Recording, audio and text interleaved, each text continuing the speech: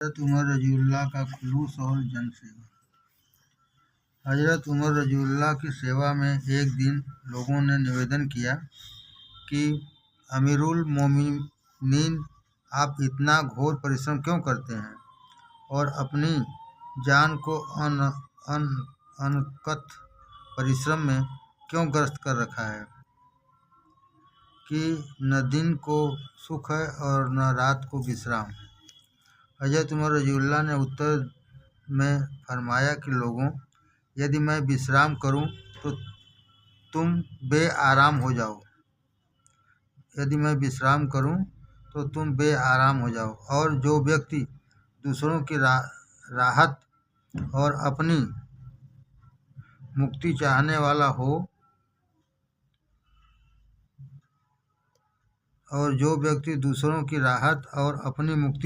वाला हो तो क्या वह दुनिया में आराम कर सकता है? यही कारण था कि हज़रत उमर रज़ियल्लाह दिन को मजलूमों, अत्याचारग्रस्तों की फरियाद सुनते और अन्य वित्त संबंधी और शासन कार्य करते, और रात को शहर के गली कूचों में गश्त किया करते थे। कदाप किसी का दरवाज़ा खुला न रह जाए, किसी का पशु खुल कर गायब न हो जाए, कोई चौकीदार सो न जाए, कहीं चोरी न होती हो, अथवा कहीं लोग फिस्कों फुजूर माने द्वेषों में ग्रस्त न हो। आपकी इस तत्परता से प्रभावित होकर लोग कहते थे कि आपके बाद कौन इस प्रकार और इतनी सृष्टि की सुरक्षा और देखरेख में संघर्ष के काम करेगा। आप अभी से यह काम अन्य लोगों से क्यों नहीं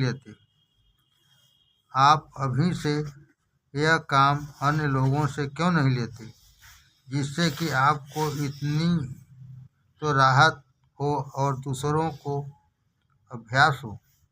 आपने उत्तर में फरमाया कि बेशक मैं ऐसा कर सकता हूँ, किंतु तुम लोग मेरे एक प्रश्न का उत्तर दे दो कि क़ियामत का दिन यौमुल हिसाब है, उमर के काम की पूछ-गछ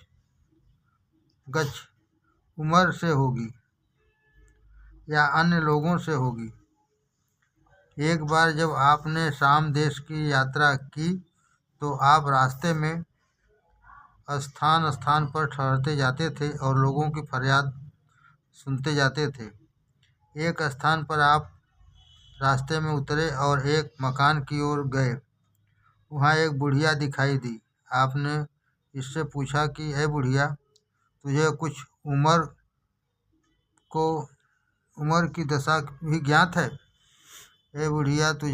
उमर की दशा भी ज्ञात है? कहा कि हाँ, मालूम है। इन दिनों वह शाम देश में से अपनी राजधानी की ओर जा रहे हैं, लेकिन खुदा उनसे समझे कि आज तक उनके यहाँ से मुझे खरमोर तक नहीं मिला है। यह सुनकर आपने फरमाया कि ए बुढ़िया, इतनी दूर की परिस्थिति उमर को कैसे मालूम हो सकती है? बुढ़िया ने कहा कि यदि वह दूर और पास की परिस्थिति मालूम नहीं रख सकता तो वह फिर खिलाफत किस बिरते पर करता है? बुढ़िया ने कहा, यदि वह दूर और पास की परिस्थिति मालूम नहीं रख सकता तो फिर खिलाफत किस बिरते पर करता है? यह वाक्य सुनकर हज़रत उमर रज़ियल्लाह की एक चीख निकली और आप फूट फूट कर रोने लगे। एक बार काफिला आया और शहर के बाहर डेरा डाला, जिसकी देख रेख और सुरक्षा के लिए आप वहाँ तशरीफ़ ले गए। उसके चारों ओर आप पहरा देते फिर रहे थे। फिर एक ओर से एक बच्चे के रोने की आवाज़ आई। वहाँ गए तो देखा कि एक दूध पीता बच्चा अपनी माँ की गोद में रो रहा है।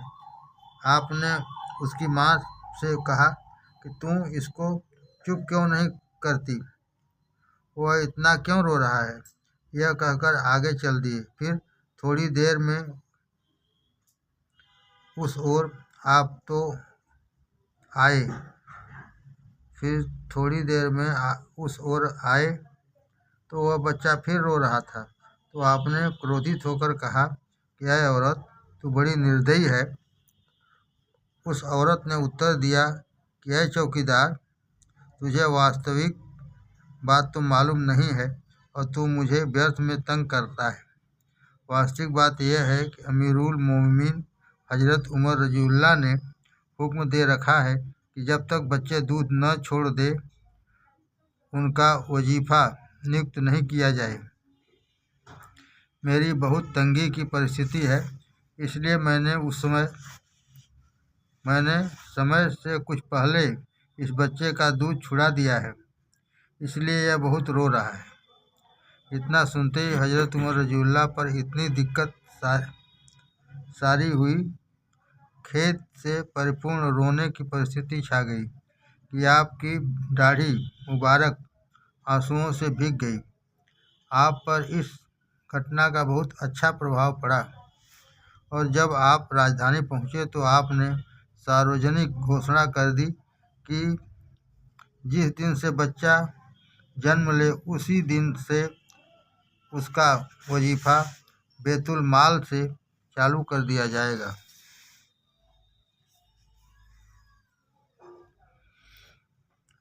हजरत उमर रज़ियल्लाहु के गुलाम असलम रज़ियल्लाहु रिवायत करते हैं कि एक बार मैं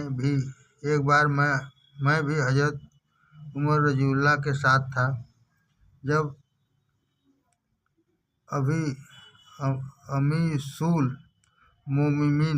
मोमिनीन रात के समय गश्त में निकले तो मदीने से 3 मील दूर एक गांव तक पहुंच गए। तो वहां देखा कि एक औरत कुछ पका रही है। उसके 4 बच्चे हैं जो रो रहे हैं। आप उसके पास गए और पूछा कि यह औरत, आखिर ये बच्चे क्यों रो रहे हैं? उस औरत ने बताया कि इन बच्चों को कई समय से खाना नहीं मिला है और इनको बहलाने के लिए ही मैंने यह हंडिया चूल्हे पर चढ़ा रखी है, किंतु इसमें केवल पानी भरा हुआ है और इस प्रकार इनको धीरज दिलासा देकर चुप कर रही हूँ कि ये थक कर सो जाएं। यह बात सुनकर आपको बहुत खेद हुआ और आप तुरंत असलम रज़ियल्लाहु को साथ लिए हुए मदीना वापस पहुँचे और बैतुल माल खुलवाकर बहुत सा आटा, घी और खजूरें भी और उनको एक साथ बंधवा कर असलम रजा से कहा कि इसे मेरी पीठ पर रख दे।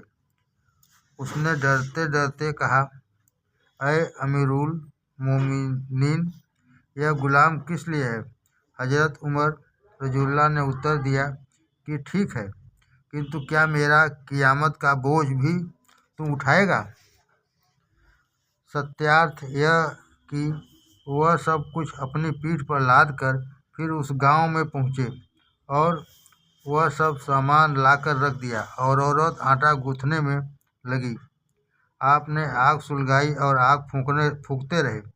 जब रोटियां तैयार हुई तो बच्चों ने पेट भर कर खाई और खुशी से कूदने लगे। उस औरत ने कहा, अय अल्लाह के बंदे, अल्लाह तुझे जज़ाए खैर अच्छा प्रतिफल दे कि इस समय तूने हमारी बड़ी सहायता की है। न्याय तो यह है कि मर्दे बुजुर्गा अमीरुल मोमिनीन बनाने के योग्य तो तुम हो, न कि उमर रज़ियल्लाहु। आपने यह सब कुछ सुना और आंसू बहाते हुए मदीने वापस आए। नज़्ल है कोई हम में जफा कस इस कदर, या फ़कत मद्दे नज़र है कर्रो फर। मेहनतें बर्दाश्त कर सकते नहीं, बेमश्क वक्त है न दुनिया और न दीन। कर लिया दुनिया को भी अपनी खराब और लिया उक़बा का भी सर पैर अजाब। मेहनतों से जी चुराना है सितम, इससे बढ़कर होंगे क्या असबाबे गम। वह मसल अपनी हुई बस ए मुदीर, दिन में मुहताज दुनिया में फ़कीर। हज़रत उमर रज़ियल्लाहु के खिलाफत काल में जबकि बहुत उन्नति और शानदार परिस्थिति थी, साहेब फारिम और रोम को आपने बुला रखा था। उस समय आप जंगल में जाकर कच्ची ईंटें पाथा करते थे। जब वह सूख जाती थी तो उन्हें बेचकर बीवी बच्चों का पालन करते थे। फला तवेरू या उलिल अबसार। हज़रत उमर फारूक रज़ियल्लाहु के खिलाफत काल में एक बार ज़कात के ऊँटों में से एक ऊँट खो गया, तो आप स्वयं उसकी खोज में निकले और ठीक दोपहर में उसकी खोज के बाद आप उस ऊँट को ढूंढकर ला रहे थे और कड़ी धूप के कारण पसीने पसीने हो रहे थे। हज़रत अली करमुल्लाह कजहू ने आपको इस शान से ऊँट लाते हुए देखा तो फरमाया कि अय अल्लाह के रसूल सल्लल्लाहु के खलीफा, इस समय आप यह ऊँट कहाँ ले जा रहे हैं? आपने फरमाया कि यह ऊँट खो गया था, ढूंढ कर ला रहा हूँ। हज़रत अली रज़ियल्लाहु ने फरमाया, हज़रत आपने किसी गुलाम को हुक्म दिया होता तो वह ढूंढ लाता। ऐसी दोपहर की कड़ी धूप में आपने स्वयं यह कष्ट क्यों सहा? हज़रत उमर रज़ियल्लाहु ने फरमाया, यह तो सच है, लेकिन अय अली रज़ियल्लाहु, अगर यह ऊँट न मिलता तो अल्लाह के यहाँ क़ियामत में इसकी पूछ मुझसे होती, मेरे गुलाम से नहीं। इल्लासे उमर शाबाश क्या कहन तीरा हो के पोशीदा हो यूँ लेते हैं मौला की रजा। हज़रत अमीरुल मोमिनीन उमर रज़ियल्लाहु अपने खिलाफत काल में रातों को मदीने की गली कूचों और जंगलों में अल्लाह की सृष्टि की सुरक्षा के ध्येय से गश्त लगाते फिरा करते। एक रात आप यात्रियों को सुख पहुंचाने के लिए गश्त में थे।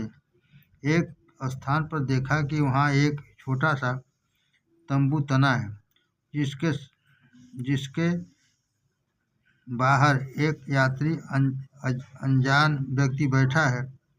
अमीरुल मोमिनीन उसके पास जा बैठे और उससे उसकी दशा ज्ञात करनी शुरू की। इतने में तंबू के अंदर से किसी औरत के रोने की आवाज़ आई। आपने चकित होकर पूछा, अय मुसाफिर, यह कौन रोता है? उस मुसाफिर ने कहा, मियाँ चौकीदार, क्या कहूँ, मेरी पत्नी इस समय प्रसूति दर्द में ग्रस्त है, किंतु खेद है इसके पास कोई औरत नहीं जो इसका हाथ बटा सके और इसके संकट में इसके काम आए। चौकीदार रूपी अमीरुल मोमिनीन उसी समय खड़े हो गए और मदीना पहुंचकर अपने पत्नी के पास आए और कहा, नज्म, नींद से बेदार हो जाओ जरा और कमर बांधो बराए किब्रिया और खुशनुदी ए रब हासिल करो, बेकसों और बेबसों का साथ दो। इस मुसाफिर की हो औरत एक मुसाफिर की हो औरत दर्द में, हैक है आराम से हम तुम रहें, उसकी खिदमत चल के करनी चाहिए ताकि उकवा में सिला हमको मिले। सुनते ही बस साथ बीवी हो गई और एक बेकस सी खिदमत को चली। थोड़ी से देर में वह मुसाफिर क्या देखता है कि वही चौकीदार एक बुर्कापोश औरत को साथ लिए आता है और अनुमति प्राप्त करके अपनी औरत को तंबू के अंदर प्रवेश कर देता है। वह चौकीदार और यह मुसाफिर बैठे बातें कर रहे हैं कि अंदर से आवाज़ आती है, अर्थात कल के खलीफा की धर्मपत्नी आवाज़ देती है, अय अमीरुल मोमिनीन, अपने दोस्त को मुबारकबाद दीजिए कि उसको लड़का उत्पन्न हुआ है। उस मुसाफिर ने अपने विचार में एक चौकीदार की बहावत, अमीरुल मोमिनीन का वाक़या, उसके तो होश उड़ गए और वह छटपटा सा गया। थोड़ी देर में उसने अपने आप को संभाला और हुजूर के समक्ष सम्मानपूर्वक खड़ा हो गया और कहा, अफ़ फरमाए अमीरुल मोमिनीन, मेरी गुस्ताखी में बस कुछ शक नहीं। ऐ अमीरुल मोमिनीन, यह क्या किया? मैं दौरेन में रुस्वा हुआ। आप और यह खिदमतें खल्क़े इलाह, दिल भर आता है अपना आहा आह। बोले, यह हजरत अमीरुल मोमिनीन, ऐ मुसाफिर, डर नहीं, घबरा नहीं, मैं तो बस खादिम हूँ खल्क़ अल्लाह का। तू जरा खौफे खतर दिल में न ला। मैं जो कुछ करता हूँ वो उसके लिए, ताकि वो उक़बा में मुझको खुश मिले। अमीरुल मोमिनीन हजरत उमर रज़ियल्लाहु ने उस मुसाफिर को धीरज बधाया और कहा कि कल मदीना में मेरे आओ, मैं बतूल माल से इस बच्चे का वेतन नियुक्त कर दूंगा। अखलाक़े उमरी। उमर रज़ियल्लाहु के शिष्टाचार। हजरत उमर रज़ियल्लाहु का इतना सुंदर अखलाक था कि जो वर्णन की सीमा पार है, और वह इतना ही तासुब, ईर्ष्या से दूर थे।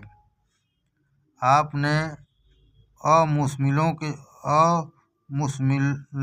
के साथ धर्म निरपेक्षता और मेल जोल का काम लिया। आपने अमुस्लिमों के साथ धर्म निरपेक्षता और मेल जोल का काम लिया। आपने एक समझौते में फरमाया कि ईसाइयों का जान माल और धर्म प्रत्येक रूप से सुरक्षित रहेगा। उनके गिरजाघरों और पूजा स्थान को ज्यों का त्यों रख जाएगा। हजरत उमर रज़ियल्लाहु की कभी इस बात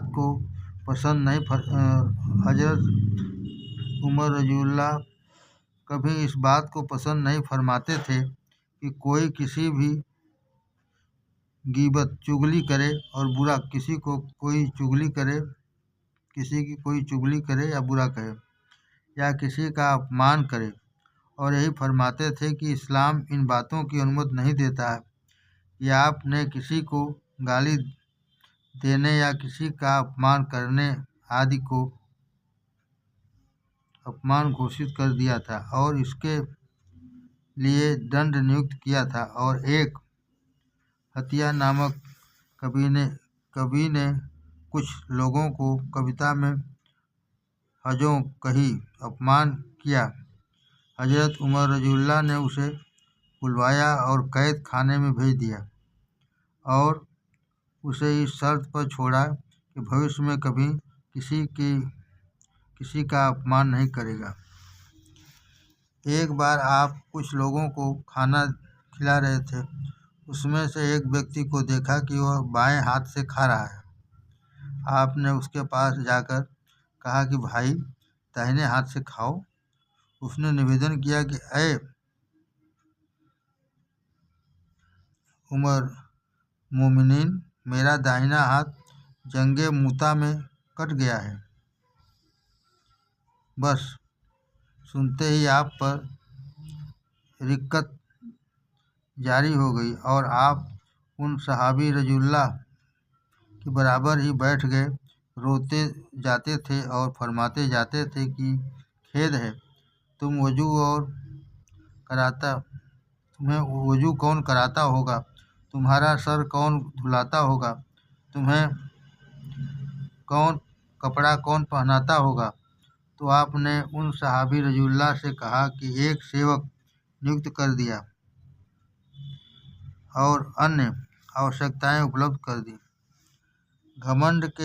घमंड के आप कट्टर विरोधी थे, इसलिए आपने समूचे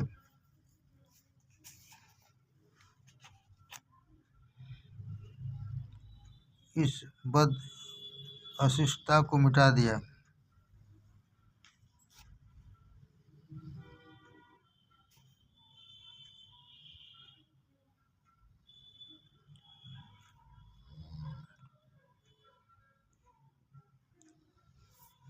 स्वामी और नौकर की तमीज बिल्कुल उठा दी।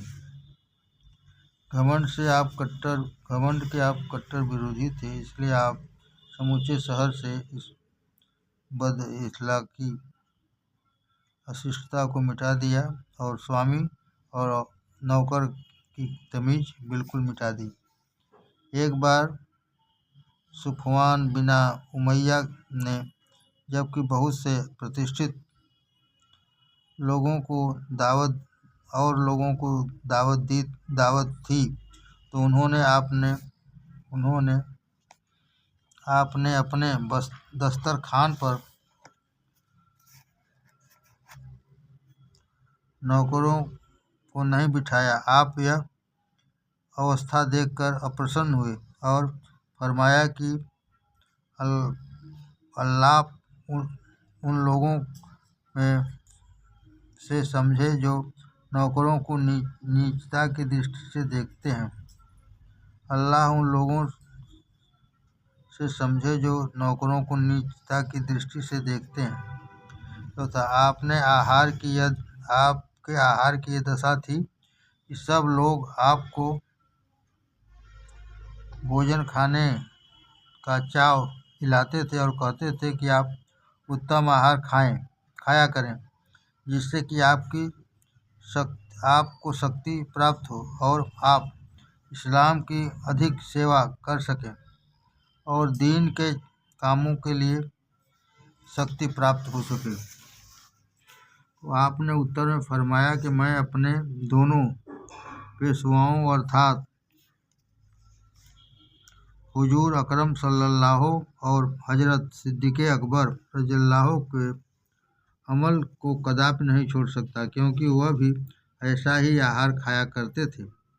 आपके पहनावे भी की यह दशा थी कि एक नमदे का कुर्ता जिसमें टाट या चमड़े का पैबंद लगा होता था, वह पहना करते थे। एक बार आपको जुमा की नमाज में थोड़ी देर हो गई। सब लोग इंतज़ार में थे। जब आप तशरीफ़ लाए तो आपने घटना बयान फरमा दी कि मेरे पास कपड़े बदलने को नहीं थे, इसलिए इन्हीं कपड़ों को धोने और सुखाने में देर हो गई।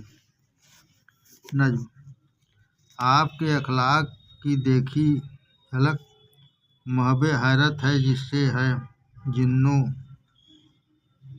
मलक। जो नमूना है रसूलुल्लाह का हूबहू बस है यही हुक्म खुदा। बानी इस्लाम की है यह मिसाल, जो उम्र में आपने देखा कमाल है यही तालीमे खत्मुल मुरसली। कमर बंद इस पर अगर हो मोमिनी, कोई हाजत है जो फिर अटकी रहे, कौन है वो जिससे फिर खटकी रही। यह नहीं मुमकिन तो ऐ आली सिफात, कुछ तो रख ले आप इस आजिज की बात। इल्तिजा मकबूब हो इसहाक की, और दोस्ती कुछ तो हो अखलाक की। हजरत उमर रज़ियल्लाहु की तवाज़े और सादगी। एक और हजरत रज़ियल्लाहु के सत्कारू रख रखाव और सादगी की यह दशा है, और दूसरी ओर शाम देश की रोम की सेनाएं भेज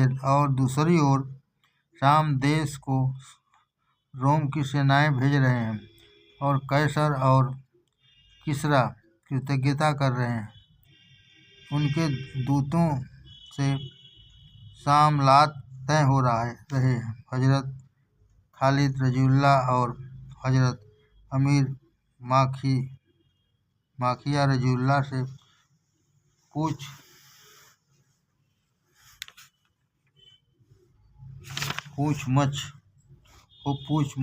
हो रही है।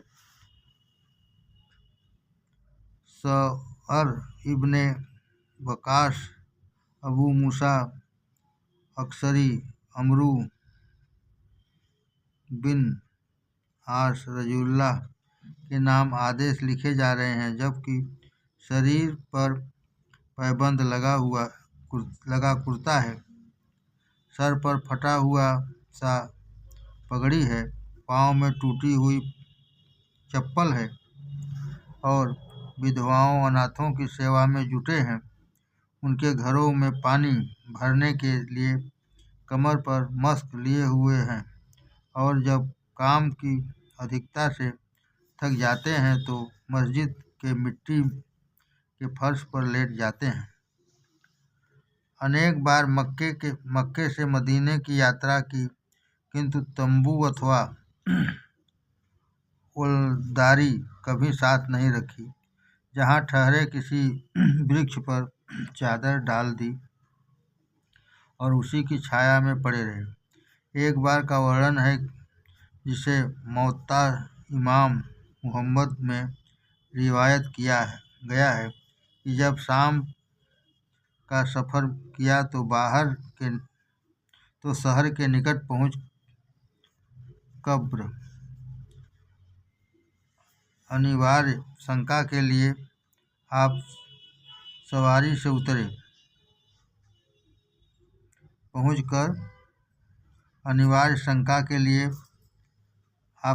उतरे। आपका गुलाम असलम भी आपके साथ था। जब आप वापस आए तो असलम के ऊँट पर सवार हो गए। दूसरी ओर से शाम वासी आपके स्वागत को आ रहे थे। जो आता पहले असलम की ओर ध्यान देता था।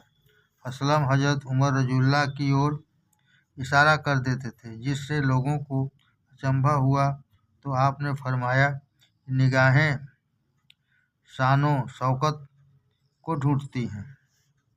एक बार आपने खुतबे में फरमाया कि लोगों में एक जमाने में इतना निबैन था कि लोगों को पानी भरकर ला दिया करता था, और वे उसके बदले में मुझे छुआरे दे दिया करते थे। बस यही खाकर निर्वाह करता था। यह कहकर मिंबर से उतर आए और लोगों को अचंभा हुआ और निवेदन किया कि मिंबर पर यह बात कहने को क्या आवश्यकता थी। आपने फरमाया, मेरे मन में कुछ घमंड आ गया था और यह उसकी दवा थी। हजरत उमर रज़ियल्लाहु की करामात चमत्कार।